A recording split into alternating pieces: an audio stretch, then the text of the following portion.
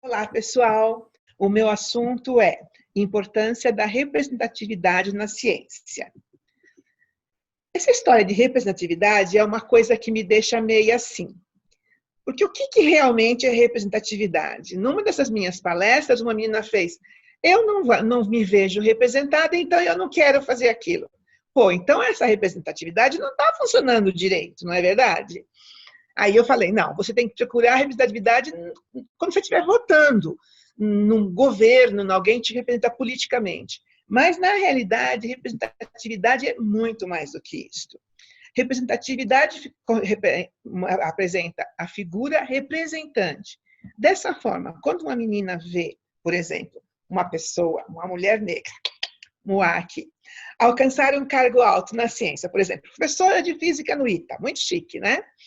Se permite, essa menina que vê um negócio desse, se permite criar uma subjetividade na identidade feminina negra de que outras mulheres negras também podem chegar lá. Ok, isso é legal na representatividade, mas não deixe que quando você não se sente representada, você pare o processo. Seja você a representatividade, aí vai ficar muito mais legal.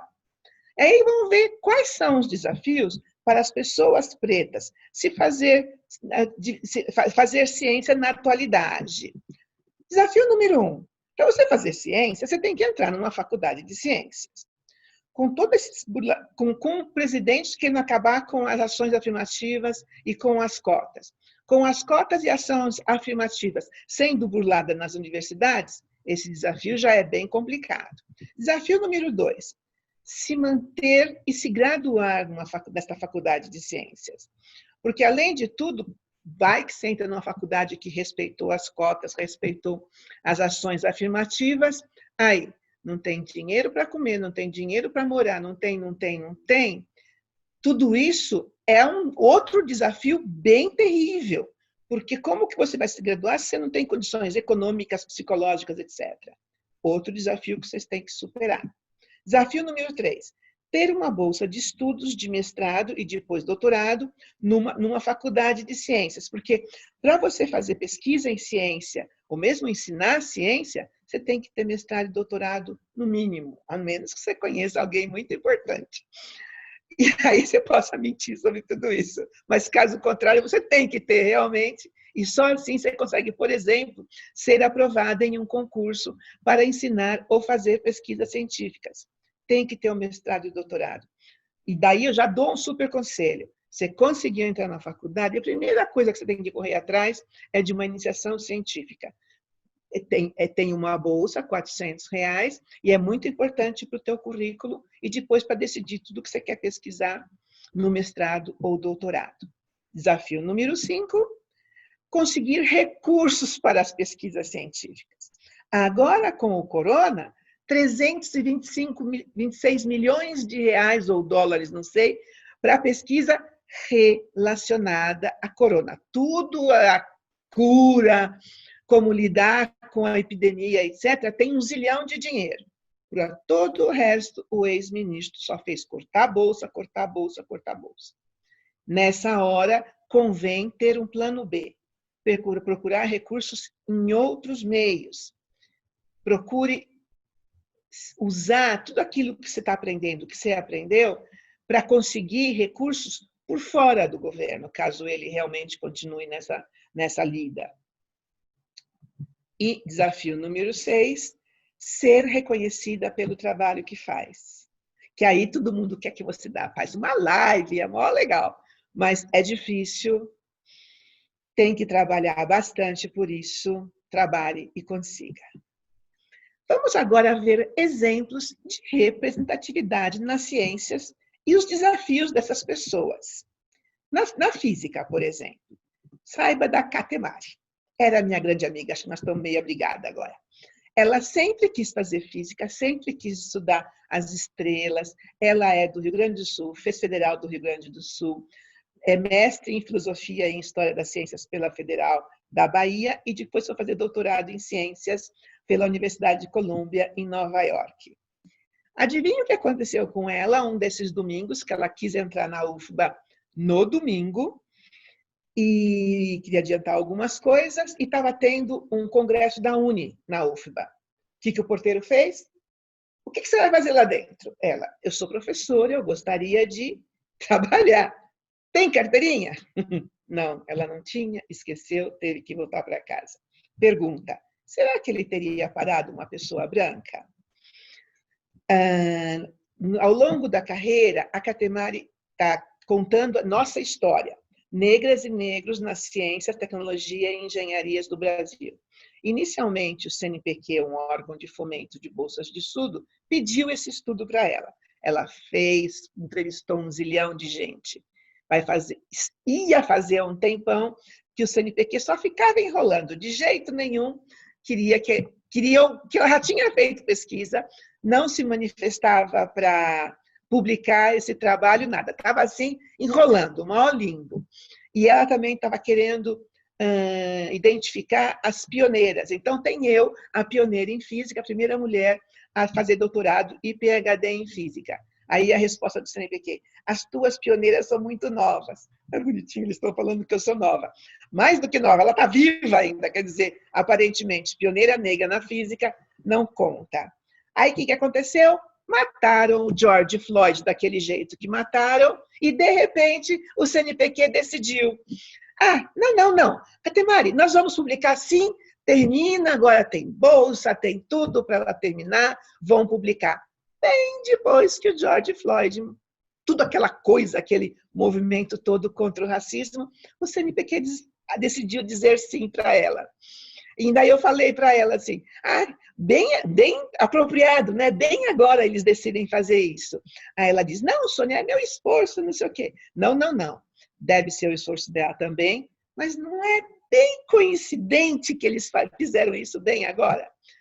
Atualmente ela é professora da UFBA de Física. Vamos ver agora a Marcele Soares, professora da Universidade de Brandeis, nos Estados Unidos. Ela é capixaba, estudou no Espírito Santo e ela faz pesquisa também no Fermilab. Em 2018, ela ganhou o prêmio Alvin Toller-Trump, um prêmio muito importante, mas em 2019, ela ganhou o prêmio Alfred P. Sloan. 47 prêmios Nobel ganharam esse prêmio que ela ganhou no ano passado. Olha só, talvez vocês estejam vendo a primeira brasileira a ganhar um prêmio Nobel. Tem a Zélia também, fez mestrado e doutorado na USP, trabalha agora na Universidade Federal do Juiz de Fora, e a máxima da Zélia para acabar com essa história de que física é muito difícil, leve laboratório de física para as periferias, para a meninada toda. Dê oportunidade dessas meninas para trabalharem com equipamentos que mostram como a física funciona. Essa é a forma que a Zélia está trabalhando para trazer mais meninas para a física e tirar aquele bicho-papão que todo mundo diz que a física é. Aí tem eu. Eu me formei na Federal de São Carlos, no Departamento de Física, fiz mestrado na USP de São Carlos, e quando eu estava fazendo mestrado, veio um pessoal da Itália e fez, Sônia, por que você não vai fazer doutorado na Itália? Mas a Itália não tem doutorado. A pessoa se forma, acaba a graduação e já é doutoressa. Então, eu já cheguei na Itália doutoressa. Portanto, o que eu fiz? O CNPq me deu uma bolsa sanduíche, eu fiz começo do doutorado na Poli de São Paulo, depois eu fui para a Itália para fazer o trabalho de pesquisa e voltava para a Poli para defender a minha tese na Poli em São Paulo.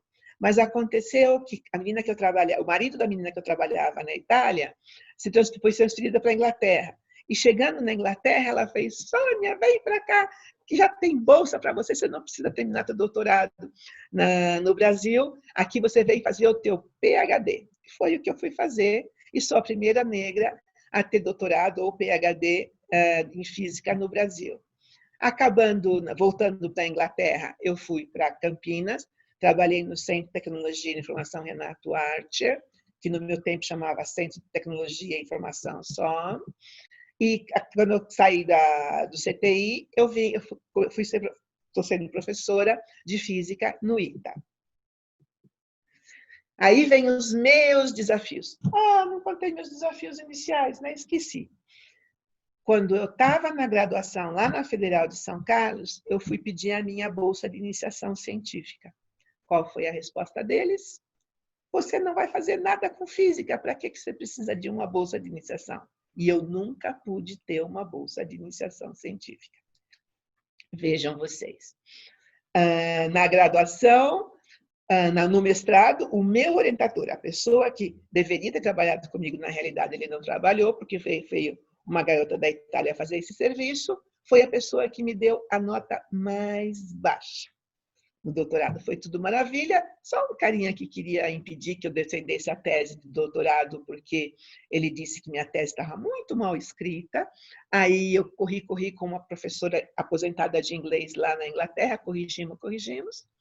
E no dia da minha tese, ele não abriu a santa boca, não, nem para fazer uma pergunta. E o externo virou para mim e fez assim: a tua tese é a tese mais bem escrita que eu já li de uma pessoa que não tem a língua inglesa como primeira língua. Então, eu também passei por alguns desafiozinhos pela minha vida, e esse daqui foi o pior desafio.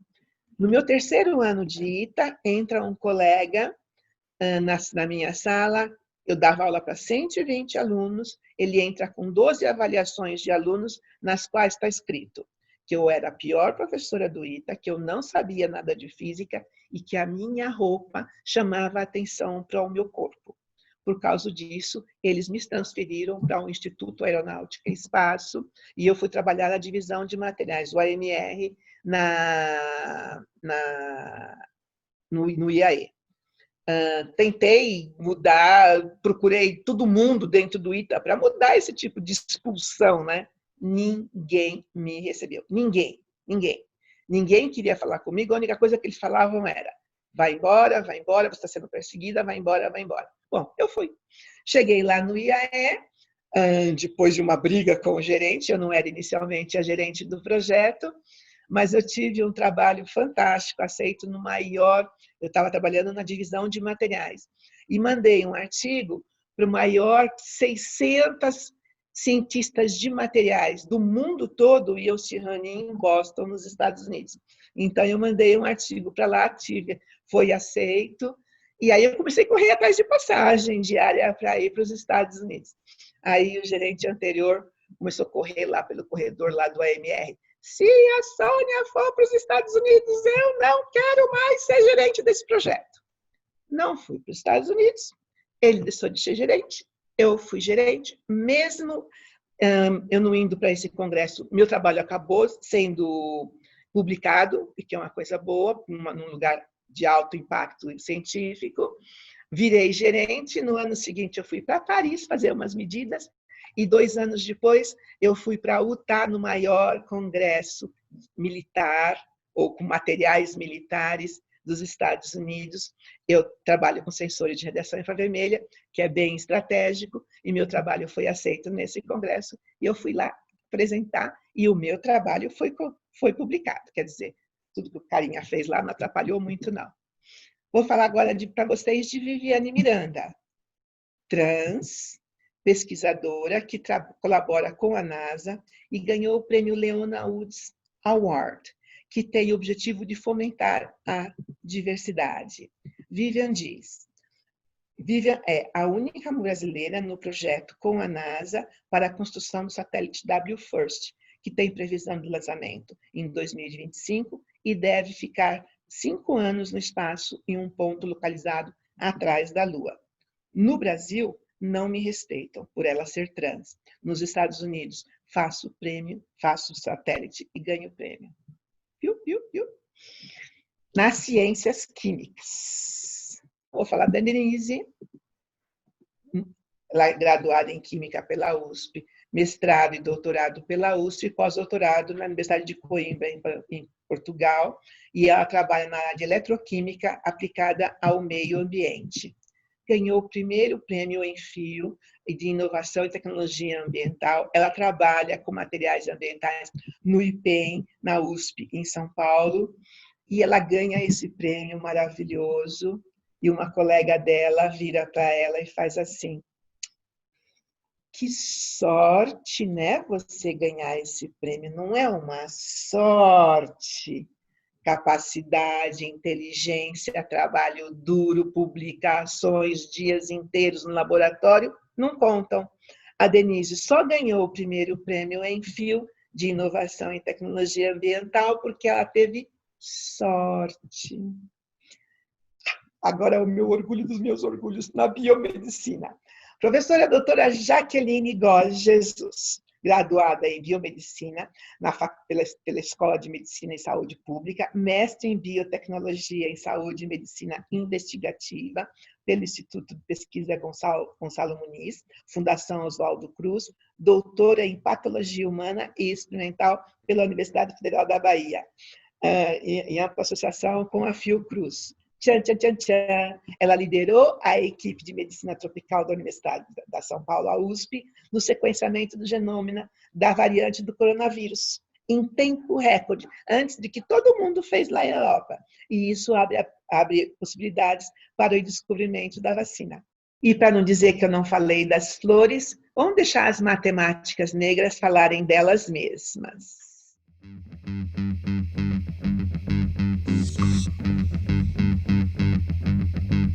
As pessoas sempre se espantam, né, que você é professora, porque elas te associam a, sei lá, as pessoas que estão ligadas aos serviços, no máximo aos terceirizados. Isso não é só questão de gênero, não. Aí a gente faz uma leitura realmente racial, de que mulheres negras, elas aqui, em geral, ocupam espaços de pessoas que estão, sei lá, trabalhando na limpeza. Se você for olhar o quadro de funcionários terceirizados, ele é predominantemente de mulheres negras.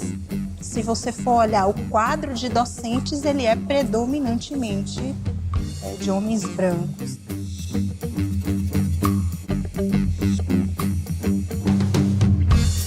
Então, eu estou ocupando um espaço que não é meu. Eu sou da área de álgebra, mais precisamente as minhas pesquisas elas estão dentro da área de teoria de identidades polinomiais. A gente tem várias álgebras e a gente quer, de certa forma, encontrar padrões entre essas álgebras. Logo que eu entrei, eu acabei me envolvendo com o Laboratório de Ensino de Matemática da UFBA. Fui chamada a participar da iniciação científica, porque eu era bolsista.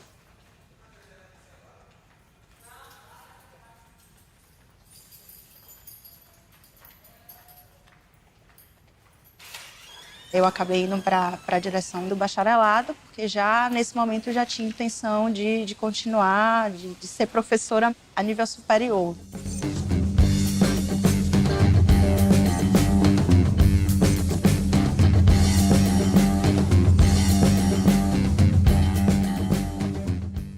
Eu sou nascida aqui em Salvador, né? Nasci aqui e fiquei um bom tempo morando aqui em Salvador, que é uma cidade predominantemente negra, 80% da população é negra. Não que não exista racismo aqui, existe racismo aqui como em qualquer outro lugar. Mas para eu me entender um pouco dentro desse contexto, eu precisei sair daqui, que foi quando eu fui para o doutorado em Campinas. E aí, nesse momento, eu consegui me enxergar um pouco mais como mulher também, né? A gente tem uma sociedade que é machista, que é racista, e isso faz parte da estrutura da sociedade. E eu estou na base da pirâmide, eu sou uma mulher negra, né? Então, além da questão de gênero, tem o recorte de raça também.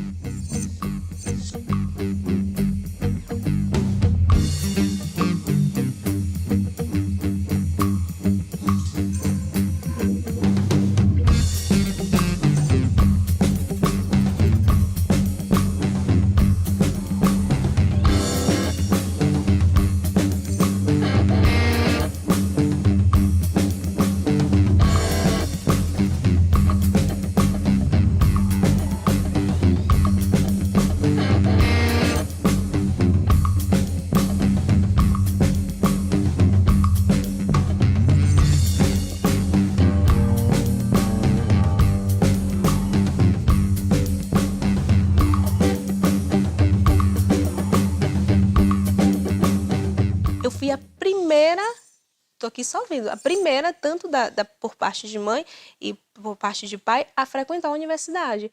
Inclusive a única a estar terminando o curso de doutorado.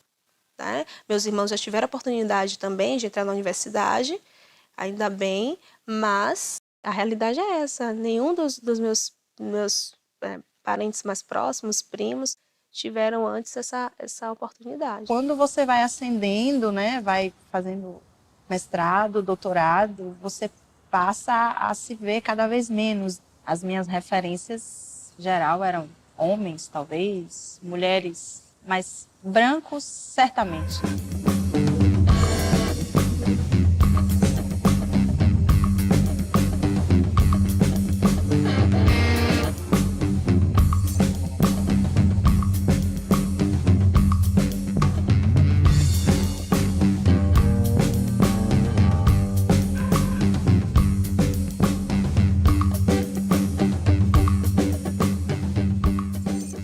Antes de entrar no mestrado, eu tive 2 professoras e que elas eram de fato a minha referência, né? Elas eram da minha mesma cidade, de Catu, né? Fizeram matemática, ensinaram trabalhando, então já foi um grande espelho. Mas quando você chega em outro universo, que foi aqui na universidade, eu encontrei Manu um pouco depois, e eu falo isso para ela inclusive o tempo todo, que ela é a minha maior inspiração, sabe? Por ser negra, por ter aproveitado as oportunidades que foram dadas. Então ela fez o pós-doc na Itália, ela é uma referência hoje. Esses pequenos faróis são importantes para que a menina se veja, poxa, aquela professora chegou a pró-reitora. Recentemente, na Federal do Sul Baiano, uma reitora, primeira reitora de uma universidade federal aqui no estado. Na UNEB tivemos recentemente uma reitora negra. Então, esses exemplos, eles têm que ser disseminados, têm que ser espalhados. Estar na universidade, apesar dela ser pública, não é barato. Não é fácil. Então, as políticas de permanência, as políticas de cotas, a bolsa de permanência, são programas importantes nesse sentido. Principalmente nos cursos que as pessoas vêm de baixa renda. Em geral, as licenciaturas. É só você olhar a distribuição demográfica que o censo do IBGE traz para a gente e você perceber que há um silenciamento, há um espaço aí que não está sendo ocupado. E a gente precisa ocupar.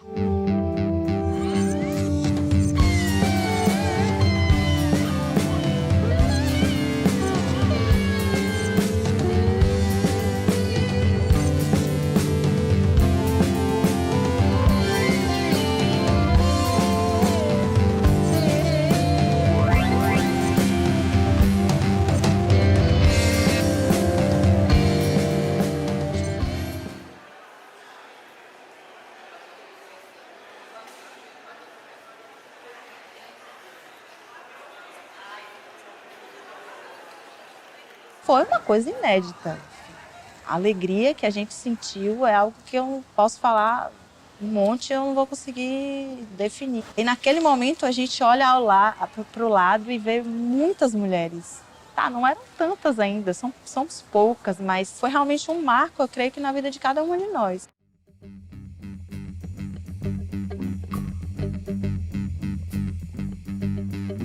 Justement, on a essayé de mettre WM Square un jour avant ICM pour que les femmes puissent profiter de cela et pour qu'elles puissent aussi profiter de ICM.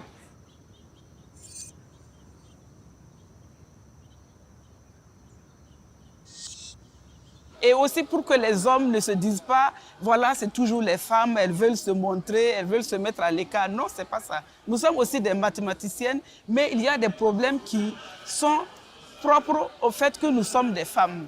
Moi, je viens de l'Afrique, du Burkina Faso, et c'est un pays de Noirs. Donc, nous ne connaissons pas le problème de racisme tel que vous le vivez, par exemple, au Brésil. Je connais le Brésil par l'histoire que j'ai appris par l'école, par les informations que j'obtiens par Internet ou par d'autres sources.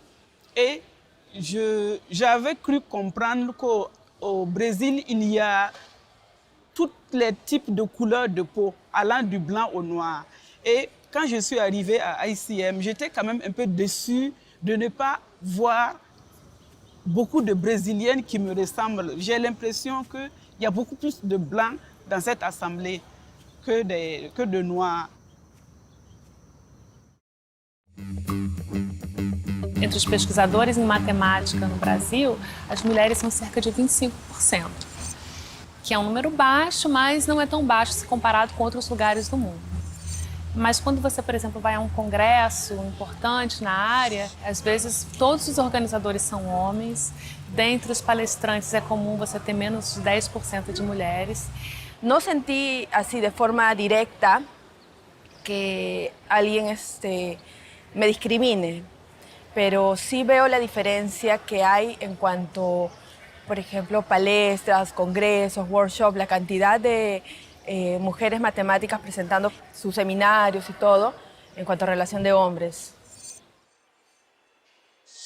Yo conozco a grandes pesquisadores aquí en el Brasil que hacen trabajos excelentes, que no se animan a presentar palestras, seminarios. Entonces, a mí me parece importante la visibilidad que deberíamos tener en relación a eso para que más mujeres se animen. Para a ciência é muito importante a gente ter diversidade de todos os tipos, né? Porque quando você está trabalhando com um problema na sua pesquisa, você tem que construir um caminho novo. Então, quanto maior a quantidade de pontos de vista diferentes que você tiver, mais chance você tem de resolver o problema. Então, aí entra diversidade de gênero e, sem dúvida, diversidade racial, né? Então, se nós mulheres, em geral, encontramos barreiras para ascender nessa carreira, as dificuldades das mulheres negras, elas são multiplicadas, né?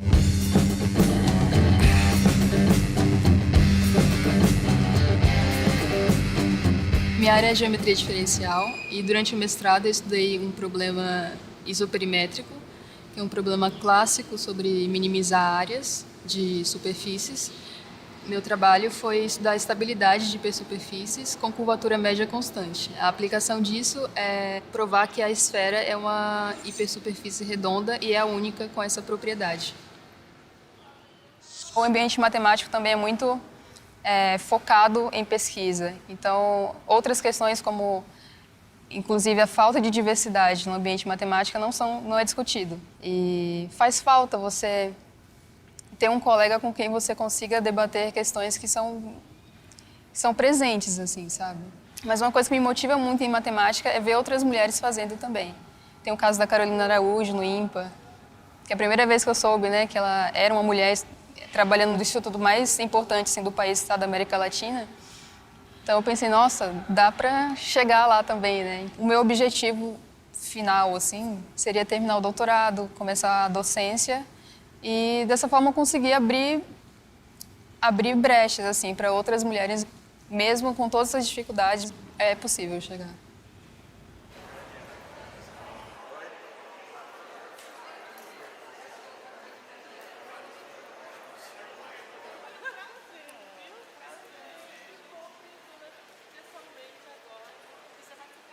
Eu estou atualmente na Universidade do Amapá e lá a gente vê que as próprias políticas que são direcionadas para isso, elas acabam não tendo efeito. Recentemente nós tivemos um edital específico para a população quilombola e indígena, 7 vagas para cada um na universidade, e os quilombolas não acessaram porque não conheciam, não tinham acesso à informática, era um processo totalmente digital. Então a população acaba não acessando tudo que tem, muitas vezes por falta de conhecimento. Eu trabalho com dinâmica populacional, modelagem matemática.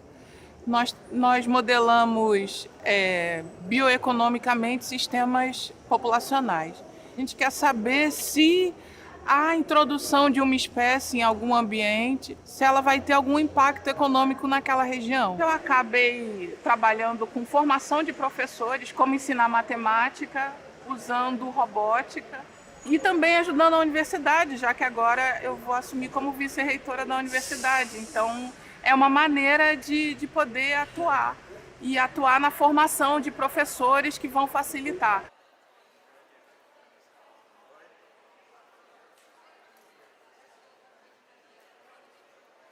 Você tem um elétron orbitando nesse átomo. Aí o que acontece? Existe um operador matemático que descreve os níveis de energia desse elétron que está orbitando o átomo. Aí esses operadores matemáticos eu vou pegar, eu vou analisar e ver se eles têm uma certa propriedade, que é a propriedade de ser autoadjunto. Quando eu estava no ensino médio, eu ganhei uma medalha das Olimpíadas Brasileiras de Matemática, uma medalha de prata. me ofereceram essa bolsa, falando que eu tinha direito a essa bolsa. Eu falei, tô precisando de dinheiro, né? Aí eu comecei a pesquisar em matemática. Aí, a partir do momento que eu comecei a pesquisar em matemática, dei adeus para engenharia e continuei na matemática. Não tem um momento que eu penso na faculdade, eu não penso em desistir, sabe? Todo momento isso está presente, né? Porque é um ambiente difícil, né? É um ambiente masculinizado e branco. Se na graduação, no mestrado, no doutorado, tipo, a gente já tem uma quantidade muito gigante de homens comparado com mulheres, quando a gente vai para bolsa de produtividade, professores de universidades, isso é ainda mais discrepante.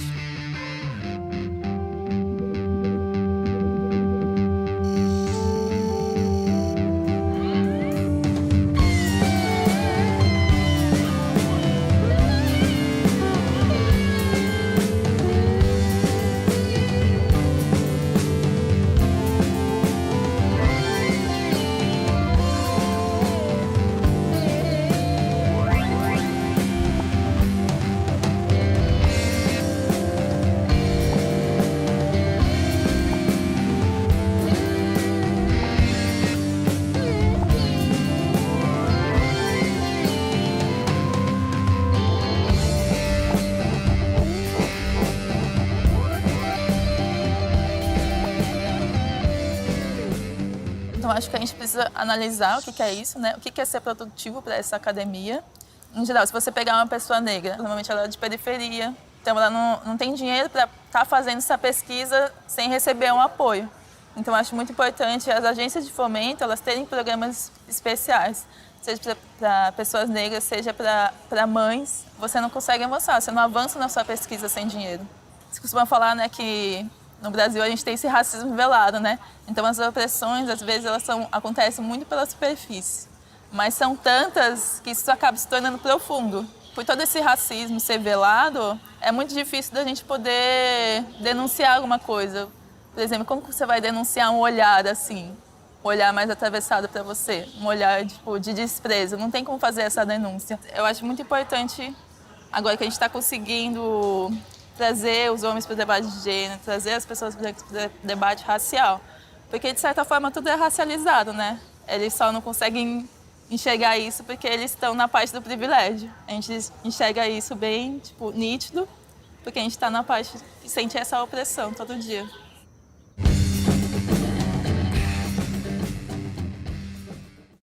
Muito obrigada, pessoal. É isso.